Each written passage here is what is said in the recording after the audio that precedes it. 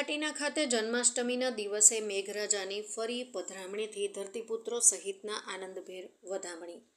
માળિયાહાટીના સહિત ગ્રામ્ય વિસ્તારોમાં જન્માષ્ટમીના કૃષ્ણ જન્મોત્સવના વધામણી દેવા મેઘરાજા પધાર્યા હોય એમ ગઈકાલે સાંજથી ધીમી ધારે જોરદાર પવન સાથે મેઘરાજા સમગ્ર ગીર પંથકમાં વરસી રહ્યા છે. મેઘરાજાની આ પધરામણીથી ધરતીપુત્રોની આ સિઝનની મુખ્ય મોલાત મગફળીને જીવનદાન મળ્યું છે, તો નદી નાળામાં નવા નીર વહેતા થયા છે.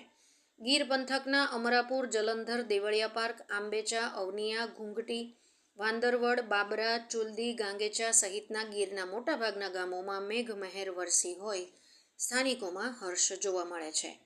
રિપોર્ટર વિનોદ બી રૂજાતલા.